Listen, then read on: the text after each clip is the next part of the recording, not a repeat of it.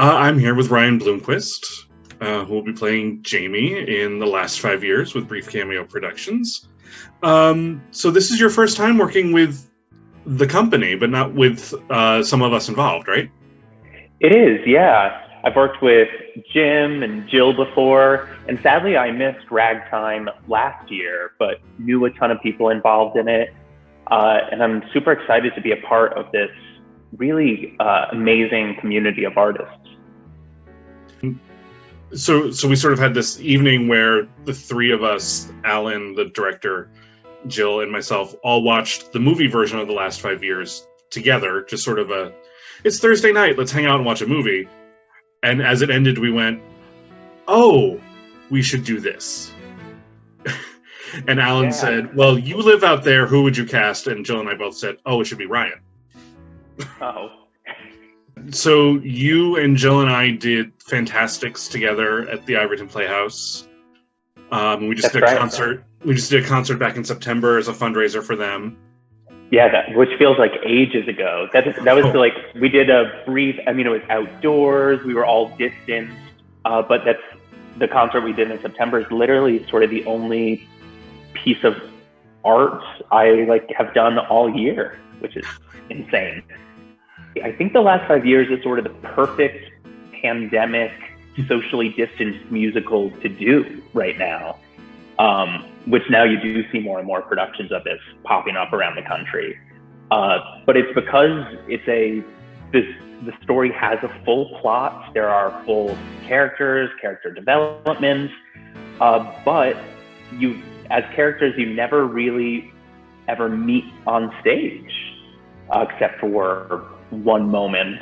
And depending on how we do it and how things are COVID-wise, safety-wise, who knows how we'll stage it.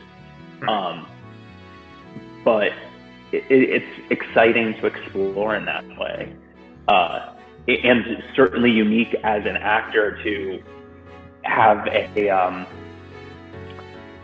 such an important scene partner, but one that you aren't necessarily getting real-time responses from. You're going to come see Lisa. She's going to sing the opening number and you're going to fall in love with her and she's going to break your heart.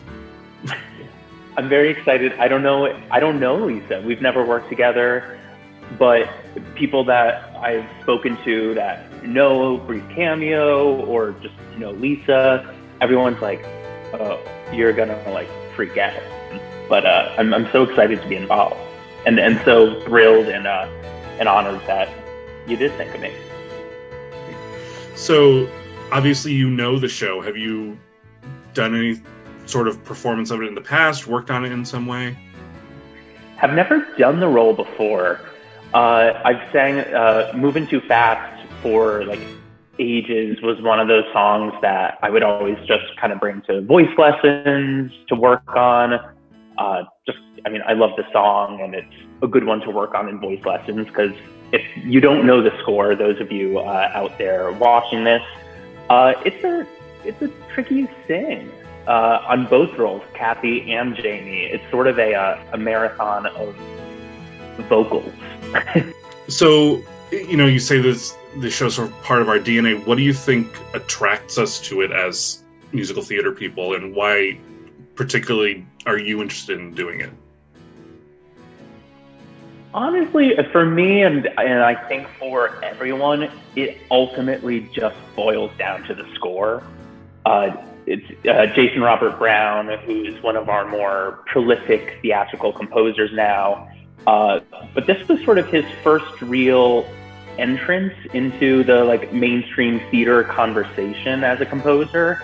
And I think, I was not to not age myself here, but I was a bit too young for when the show first hit the scene.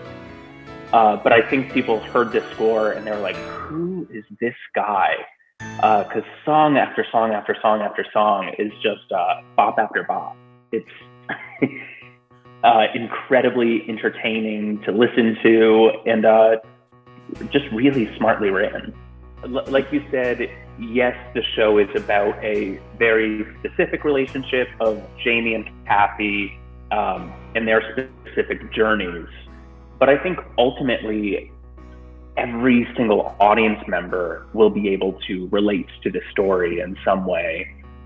Whether you maybe identify as a Jamie, maybe as a Kathy, but we've all experienced the sense of, I don't know, and this can happen at any time of life, but especially I find like entering adulthood, you leave college, you leave school, and all of a sudden there are those whose lives rocket up to the height of success right away, and those whose climb is more steady or slower. And to explore how those dynamics come out, whether it's a romantic relationship, whether it's the friendships you hold. I think it's something we can all relate to on how do you find success and what does success mean? Is it success in career or is it success in finding? One of the fun things about having you in the show is, so you're playing Jamie, who is a published author. That's right. You are a published author. Yeah, see, my role's a breed. It's like I go in order. It's like basically me, published author, New York. I'm doing no character development. So tell us a little bit about the book that you wrote. Yeah, a few years ago, I started a Riverdale recap podcast called River Dish. For those of you who don't know, Riverdale's is a show on the CW about, like, it takes the Archie comics, but kind of brings it modern day, but there's murder, and, like, Archie has abs. The show's a hot mess. If you don't watch it, like, don't start. But regardless, my friend and I were looking for attention, and we said, what's the podcast we could start that would have this built-in audience? And we said, what if we just spoke about each week's episode of Riverdale? And bizarrely enough, the podcast sort of just grew and grew in popularity. And then I guess it was our second season, in the show's second season, we had this editor from HarperCollins reach out, and she was like, we're fans of the podcast here at the office. Like, would you ever be interested in writing a companion book to your podcast? And we obviously were like, yeah, absolutely. Sure, sign us up. You are kind of the king of social media, I've got to say. Like, I don't know about king, but I spend far too much of my life in online. And my brain's a really dangerous and scary place to live. I say that knowing that I see you pop up on the Today Show a lot and on Bravo and things like that, which is always fun. I guess this is a couple years ago now. They announced this royal wedding costume contest. And the turnaround was like 3 days. They're like, show up to the Today Show Plaza dressed up in your best royal wedding garb. And the winner of this contest, we're going to fly them the next day to the royal wedding in London, put you up for the weekend. And I suppose a luxury in the life and schedule of an actor is like, I'm like, yeah, I can be free at 8 a.m. on a Wednesday to like get dressed up and go to the Today Show Plaza. So off I went and won the contest. So went to the royal wedding.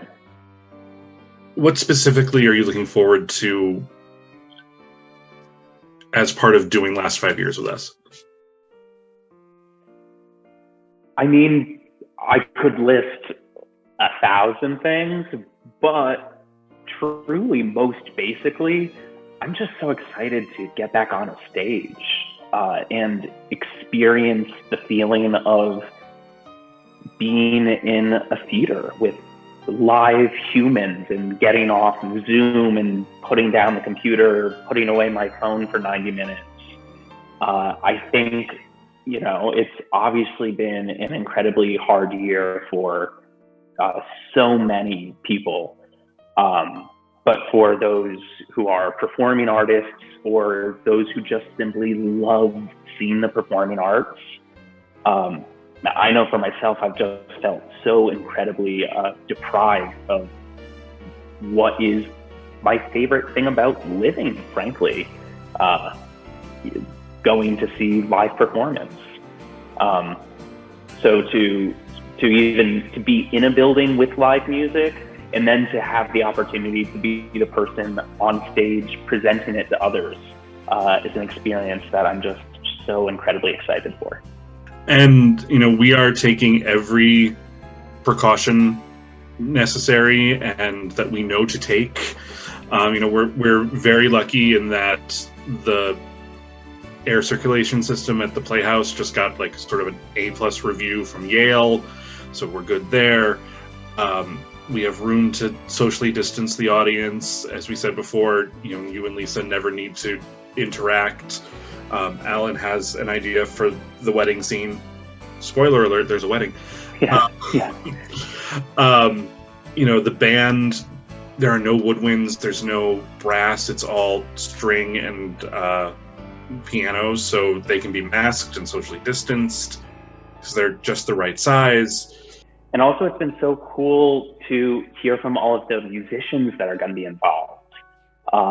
Besides, Lisa and I on stage or as the performers, it's really kind of incredible. Jill is such a talent herself, but she's assembled this really remarkable group of musicians who are going to be playing this beautiful score.